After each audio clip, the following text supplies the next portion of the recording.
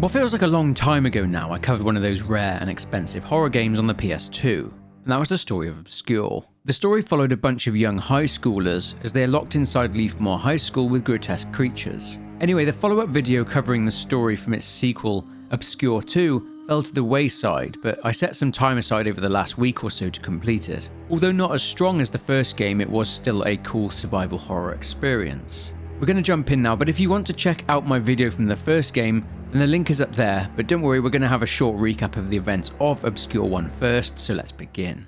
Oh yeah, there'll be spoilers in this video, obviously.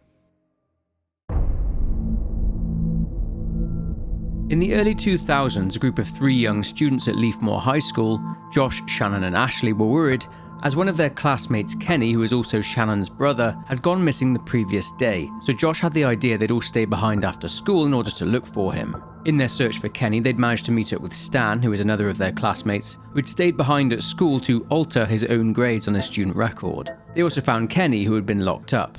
The school's headmaster, Herbert Friedman, then drugged and infected them with something.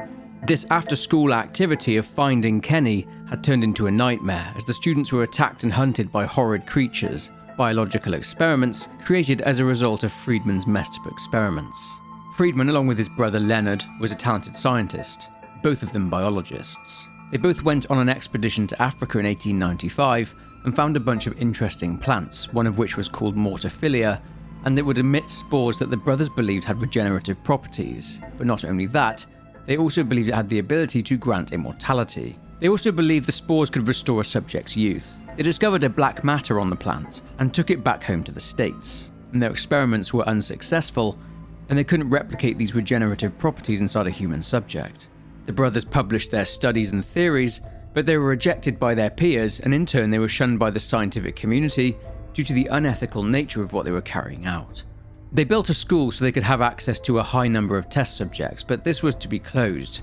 In an act of desperation in order to test out their research, Leonard injected himself with a serum they'd created and it seemed promising, but eventually he'd mutate, and being kept underneath the school by Herbert, Leonard would grow into a very large tree. Herbert Friedman was also a member of a centuries-old fraternal order known as the Delta Theta Gamma Brotherhood, and they would send him test subjects as he tried to find a way to save Leonard and reverse what he'd done to himself. But 26 students from the school ended up going missing. The 5 students trapped in the school discovered all this, along with Leonard, and they ended up destroying him, finding an antidote and escaped the school, which soon afterwards was condemned and was to be demolished, as ordered by the mayor of Fall Creek County, and authorities covered up the true nature of the incident, blaming it on basement flooding leading to a parasitic infestation. Parents of the missing children were convinced it was a cover-up that served to protect the powerful individuals at the top. Due to them being injected and infected by Herbert Friedman, who died during these events, most of them had to take a special medication every day in order to prevent them from mutating into monsters. As for Ashley and Josh, well, they went back to the school for some reason and were both attacked and presumably killed by a large deformed man. 2 years later, brother and sister and 2 of the survivors of the Leafmore incident, Kenny and Shannon Matthews, are enrolled in the nearby Fall Creek University. 2 students, Corey and his girlfriend May, are heading out to another student, Sven's, party. 2 other students are there too. One is Amy, who hands Corey some substance in a bowl that she'd crushed up, and it's emitting black spores from it. Yeah, you can guess what's happening here, can't you? Sven says that everyone on campus has been making tea with this flower for the past month, and Sven says it's time they tried it out.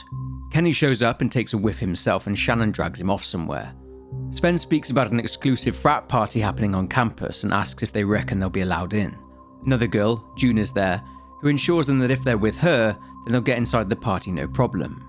So, an epidemic has been engulfing the university for quite some time thanks to the recreational use of the flowers. Many viral infections had been reported, which was at first put down to a general lack of moral standards. At the nearby university hospital, a student had turned up dead with traces of what was then an unknown black substance in both the lungs and the genital area. The guy had been using the plant as a narcotic, but his girlfriend had not, but they had been having sex, and she showed the same infection in her genital area, showing researchers that whatever this viral infection is, has been fighting off the traditional competition of the more common STDs and were transmissible via bodily fluids. Researchers set up an epidemiological study so they could identify the cause of it. They found it was the flowers but were unable to find the source. What's more, researchers had found the flowers had been causing a collective psychosis in the students. giving them both sexual anxiety and a hyperactive libido, which resulted in students being torn between the two. They also had recurring nightmares and showed primitive and violent emotions. These emotions were apparently emerging from their consciousness. Anyway, after taking another whiff of the flower's spores, Corey passes out and strangely finds himself somewhere else. A short way down the path he finds May, and they move through a creepy area which contains large flowers. And they follow a man who is carrying someone down a long tunnel, which itself is a horrific experience, and they start hallucinating their friends being gravely injured. A sign of things to come, perhaps. Fighting off creatures, May is killed and Corey snaps out of the messed up dream he's in, puking into a toilet on campus. A bit worse for wear, he drinks an energy drink he finds and is instantly better again. Instead of using stairs and doors like a normal person, Corey shimmies around the building and is able to make his way to May's room, where he finds her passed out on the floor. May's sister June is asleep, so Corey and May leave for the frat party without her. Meanwhile, Amy and Kenny, who has a crush on Amy but has been friend-zoned, arrive at the party themselves. Realizing they won't be let in, Kenny seeks to find an alternate way inside and does so by way of an open window on the upper floor. Whilst the students are busy partying though, flowers on the side of the building open up and start to emit black spores which enter the windows. Then, as Kenny and Amy climb into the window, they hear the sound of screaming along with monstrous roars, which Amy puts down to people having fun. But they soon find out that's not the case, as they encounter monsters in the frat house. Kenny, of course, has seen this all before, so he's not that fazed by it, although he is frustrated that this is happening again. They find many bloody corpses here. Kenny discovers that the students at the party had not only been drinking the tea made from the flowers, but they'd also been crushing the flowers and snorting them. Passing through the library, they come across one of the professors there, a Richard James, who teaches biology, and they are attacked by a creature. Around the same time, Corey and May arrive at the party too, and May freaks out when she sees dead students on the ground. Picking up weapons, they cautiously enter the building and an odd black mist covers the door. Making their way to the room where Kenny and Amy met Professor James, they aren't in there, but there are many spider-like creatures. Killing them all, they come to a small courtyard and are relieved to find the others there. Richard is doing something to a specimen he'd managed to find, likely the creature that attacked them earlier on. He explains that he's a mentor to the Delta Theta Gamma Brotherhood, the ones who were hosting the frat party and the frat that Herbert Friedman had been a part of. He says this specimen still has all of its organs, and that it was once human. And Corey recognizes this monster as someone he'd seen earlier on. Kenny tells Richard this is due to a flower that's been popular at the university. May suggests the energy drinks they use possibly counteract the effects of the spores from the flowers, which explains why Corey felt a lot better after drinking one.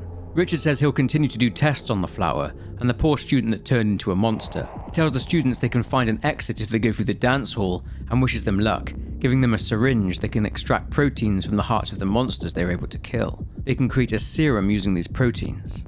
Kenny and Corey go to find the exit that Richard spoke about, and they soon discover that the black spores have an intolerance to light. Using the spotlights to get out of the dance hall, the group can all pass through too, and they meet up with Sven, who narrowly avoids being killed by someone driving Corey's car. Corey runs after his prized car along with Amy. May then gets a call over the radio from her twin sister June, who she'd left in the dorm asleep. She's distressed and says that weird things are happening in the hall, that everyone has gone mad and she's trapped in her room. May says she's on her way and tells June to hide. May takes Sven with her and they head over to the dorms, and Kenny's experiencing some pain and says that he ran out of medicine, that he needs to go to the hospital. Back with Corey and Amy, they find that whoever was driving his car crashed it. Corey says he had a shotgun in the car, so they go and grab it, and they find a newspaper lying on the ground which speaks of a couple having been attacked in the forest by a stocky man with a deformed face. Encountering a few more monsters, they pass through some old ruins and they spot a stocky man with a deformed face, the man described in the newspaper report. He's dragging what seems to be a body inside a sack. They're then attacked by strange, screaming, flying creatures, and killing them, they arrive at the back of a hospital, where they utilise Corey's athleticism to gain entry whilst being accosted by more flying monsters. Inside, they hear a radio call from May, who's at Fall Creek, saying that they need help and that people are dead. She says she's gone there to look for June, and Sven, who is with May, says there's some good news, as June's car is still there, so they can use it to pick them up and get out of there. Kenny, meanwhile, is trying to look for medicine but cannot find any. He finds a radio there and he uses it to contact Stan. After what happened at Leafmore, he got into some trouble and went to prison, but is now out and working as a pizza delivery guy. He's driving and hears Kenny trying to reach him. Shannon walks in and tells Kenny she couldn't find any pills. May and Sven make their way inside the dorms, and depending on how long they take, they either find her and see her get killed, or watch her get yeeted out of the window by a monster, but let's say for the sake of story, they got to her on time. She radios and says that she's fine and she's made her way to the cellar. Using security monitors, Sven and May are able to guide her through the cellar using the cameras down there. They manage to get her to the mains box where she's able to open the door in order to exit. However, she is attacked. Sven and May run to the basement, hearing June's screams, but they're too late as June has been brutally killed. May is understandably distraught, but it's clear they need to leave now, and Sven drags her away from her dead sister. Back with Corey and Amy at the hospital, Richard contacts them and tells them that his study of the flowers revealed they've undergone a cellular mutation, and reveals a poison exists inside them. He's at the hospital too, so Corey and Amy need to go meet up with him in the lab on the ground floor. After an eventful jaunt through the hospital, during which Corey tells Amy how much Sven likes her, they come across Kenny and Shannon. Shannon is telling Kenny not to give up, and tells him to put up a fight. If not, then he's going to die. Unfortunately, her tough love doesn't work, as Kenny begins to mutate, and Shannon is engulfed by the black spores. Corey and Amy make a run for it and get to the elevator, where they're able to get it working, and they descend. In the chaos, they fail to spot there was a dead person in the elevator with them, but nonetheless they're able to meet up with Richard. Having used June's car, Sven and May now arrive at the hospital themselves. After narrowly avoiding getting killed by another monster, they finally reunite with their friends, and they all agree that their focus needs to be getting out of there alive. They occasionally hear the deep roars of Kenny, begging Shannon to help him. Searching the side rooms of the hospital, May and Sven are able to find a bunch of ingredients so they can make nitroglycerin. They use the explosive to blow a hole in the wall, and stepping through it, Corey and Sven move through the neighbouring warehouse, unlocking the door, and the rest of the group catch up with them. A more heavily mutated Kenny is in the room they walk into and he attacks them, knocking Sven, Amy and Richard out. So Corey and May team up to fight Kenny, but midway through the fight, he smashes Corey backwards and he gets impaled on a steel bar, and he kills May by crushing her head. Shannon shows up with Stan, and they now team up to defeat Kenny. He's not dead though, as he jumps out of a hole in the ceiling. Corey is distraught over May's brutal death, but they all need to leave, so they jump into Stan's van. Shannon sees that Stan has a photo inside his van of all of them together, showing that he truly cared about his friends from Leafmore. Stan has his eyes on Shannon though, and he has to swerve to avoid a huge monster in the road, and the van crashes. Coming to, Stan and Shannon are conscious, as is Richard, but everyone else is passed out. Stan tells Richard to lock himself in the van with the others, and he and Shannon go and have a look around to see if they can find a secure place. So yeah, Shannon didn't need pills like Kenny and Stan. Oh no, her body adapted to the mortophilia. Due to this, she's able to breathe the black spores, and she uses her unique ability to remove them from a door they need to go through. The building they're in is the dam, and navigating through the area's many hazards, they get to a control room. Shannon sees Amy sat at the bottom of the dam, but the elevator controls are dead. Stan then seems to be in pain, and he loses consciousness. Shannon reaches Sven on the radio and tells him that Amy is trapped at the bottom of the dam, and since Sven likes her a lot, he wants to save her. Shannon says they need welding gear if they're to get the elevator console working. So Sven and Corey head into the dam to try and find what they need. They move through the sewers instead. After avoiding the dangerous turbines, they're able to find a soldering kit and meet the others in the control room. Stan appears to be alright now, as he took his medicine. With the elevator now fixed, Sven runs over to Amy and she's pretty traumatized. Kenny drops in and tells everyone that he wasn't too gentle with her. Most of the group leave, but Shannon and Corey stay there and fight Kenny. Stunning Kenny and using valves on the wall, they manage to weaken him by dropping turbines on top of him. After a few hits to the head, Kenny plummets down into the darkness. They now need to catch up with the others. Crossing a bridge and battling more monstrosities, Sven makes contact via radio and tells them they were able to escape to the lake on boats. Richard and Stan had told him that they made it to a place called Turtlestone Island, and they should meet there when they can. Moving forwards, they use a boat, and despite flying annoyances, they dock on the other side of the lake and disembark onto Turtlestone Island. They meet up with the rest of the group, and quite bizarrely, Richard is playing with a dead creature, examining its tongue. But Sven and Amy aren't there. They hear a scream from the other side of the lake, and Stan and Shannon take one of the boats, with Richard and Corey taking the other one. Amy and Sven are on their own boat, and moving through a cemetery and solving a puzzle, they come to a house and enter it via the greenhouse, and inside they find the flowers that the students at the university had been using, and whoever lives here has been growing them. Walking towards the door to the house though, the stocky man with a deformed face busts through the door and attacks Sven with a chainsaw. He tells Amy to run whilst he fights the man off, but he gets knocked out instantly. Not long after, Stan and Shannon arrive at the dock where Amy and Sven disembarked, and Stan realises they might die, so he shoots his shot with Shannon. They too reach the house, but they utilise Stan's lockpicking skills to go in via the front door. Inside the house, they hear a moaning and shouting, which creeps them out slightly, but they're able to meet it with Corey and Richard, who made their own way there. They find Amy terrified and hiding inside a cupboard, and she says that Sven is in danger.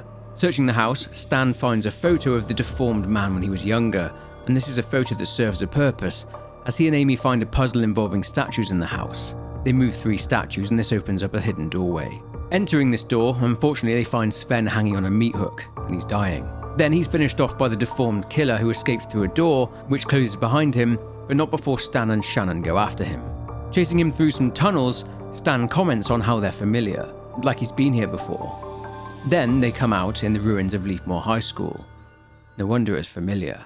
They're of course joined by everyone else, and Stan tells everyone this is where they had followed that freak, and that the ruins of Leafmore are his home.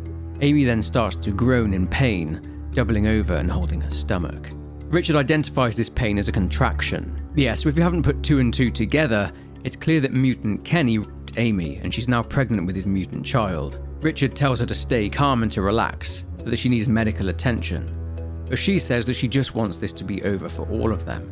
Stan explores the ruins with a companion and they fight even more grotesque monsters. They're able to use wrecking balls and demolition equipment to access other areas. They also find a trail of flowers leading them somewhere. Smashing their way into the building where the flowers are concentrated around, they head under the building and into another tunnel where they find a note written by Leonard Friedman before he'd mutated and just after he'd injected the mortophilia into himself. Also in this note, it's revealed that the stocky deformed man is called Jedediah, and that he is the son of Leonard Friedman, conceived in the window between his initial infection and mutation, and his mother was of course Nurse Wixon, Leonard's 140-year-old wife who was the nurse at Leafmore, and the mortophilia had granted her long life. When Jedediah was born, which was a long time ago, he also got the gift of long life thanks to the mutation inherited from his father, who was horribly deformed. After his father's death, he was raised by his mother and his uncle, Herbert. He used the flowers in order to stop bad dreams he was having. But Jedediah's murderous tendencies would begin to show during early childhood, no doubt in large part thanks to him using the flowers. After his mother and uncle both died during the events of the Leafmore incident, Jedediah would start to resent humanity and would kidnap and attack people as seen on the newspaper that Corey and Amy found in the forest. Jedediah is the one that had been spreading the flowers around campus as well. Moving into a room here, they find Jedediah caring for a tree. This is likely the part of Leonard that was not destroyed 2 years ago that continued to grow. In one of Jedediah's diary entries in the Friedman house, he wrote that he found his dad badly hurt and that he took care of him, nursing him back to health. When researchers were studying the flowers, despite not being able to find the source, they did discover a root system, and this was of course Leonard. Because of the flowers not liking the light, this is the only reason that the spores were not able to infect the entire city of Fall Creek. They would open up at night though and the spores would emerge as seen at the Delta Theta Gamma party. Anyway, Stan and Corey fight Jedediah and stun him, and this causes the tree, Leonard, to slam his branches into the ground to try and protect Jedediah. Using a chainsaw, they destroy 4 of the branches, and eventually Corey gets locked into a chainsaw fight with Jedediah, killing him. The tree and the root of the flowers growing on campus then withers and dies. Leonard is properly dead this time. Rejoining the others in the parking lot, they find that Amy is now heavily pregnant with a mutant child and is being loaded into an ambulance by people in hazmat suits. And they draw a gun on Stan and Corey. Richard emerges, saying that this is their responsibility now. He says the mortophilia he, Stan, knew 2 years ago was only a dress rehearsal. He calls this, Amy's pregnancy, the ultimate evolution, and it's clear now that Richard is a member of Delta Theta Gamma. Richard says that the sacrifices of the other students were inevitable. The people in the hazmat suits then force Corey and Stan into separate ambulances, and Stan throws away his drugs that prevent his mutation. On the way through a tunnel though, the black spores attack the ambulance carrying Stan and Shannon, and it crashes. And thankfully they're okay and they're unharmed.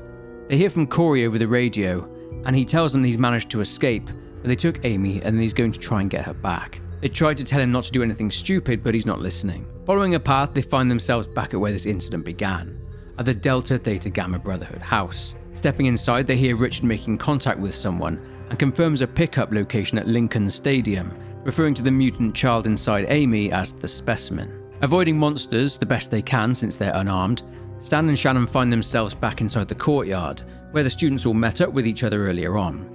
A strange door is here, but by using 2 medallions they're able to get it open.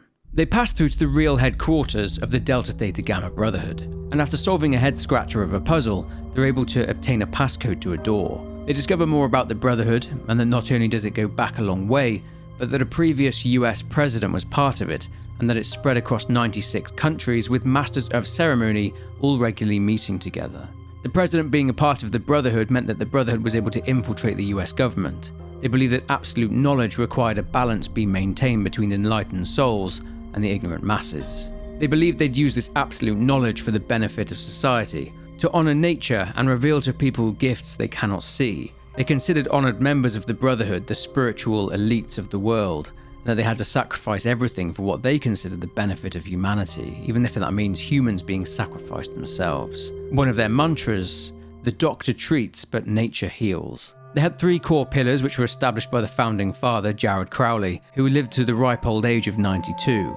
These were knowledge, excellence, and philanthropy. In the next room, they find a grave for Leonard and Herbert Friedman, which Stan scoffs at, since the gravestone states that they were lost for the benefit of mankind. Leaving the building, they head down a hill and arrive at the stadium. Heading to the middle of the field, they see Corey slumped on his knees and Kenny is there too, telling Corey that he'll become part of him and they'll become brothers. And Corey's not accepting this, saying that he only ever belonged to May, and he shoots himself. Furious, Stan and Shannon fight Kenny and disable the 4 supports on a rig above him, thus bringing it down on his head.